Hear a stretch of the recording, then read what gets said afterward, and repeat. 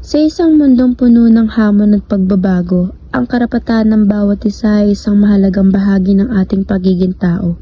Sa bawat hakbang ng ating buhay, mula sa kapanganakan hanggang pagtanda, ang mga karapatang ito ay mayroong matinding epekto sa ating pagkatao, sa ating kalayaan at sa ating hinaharap.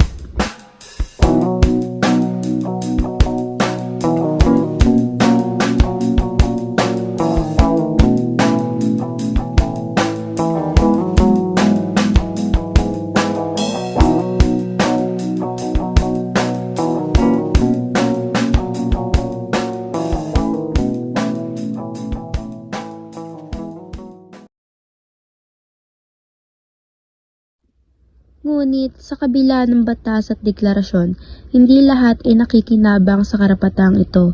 Ang iba ay patuloy na nilalabag, inaabuso at hinhamon sa kanilang mga pangunahing karapatan. Ayon sa ating saligang batas at mga pandaigdigang kasunduan tulad ng Universal Declaration of Human Rights, ang mga karapatan na hindi dapat kinakaligtaan. Karapatan natin makatawid ng malaya, magpahayag ng ating opinyon at magtamasa ng edukasyon at kalusugan. Ang bawat isa ay may karapatan sa buhay at dignidad.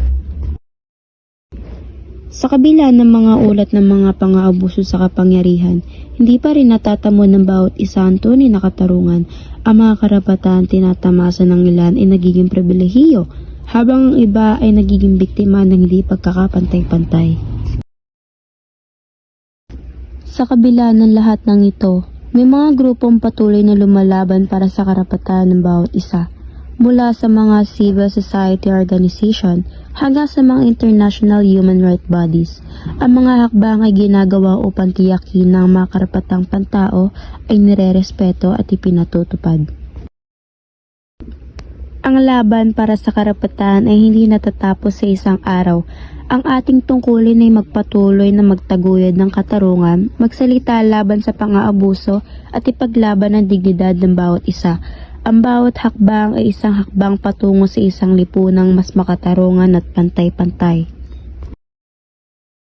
Sa bawat laban may pag-asa, sa bawat hakbang may tagumpay. Ang tunay na kahulugan ng karapatan ay hindi lamang ang matamo ito, kundi ang makuha ito para sa lahat.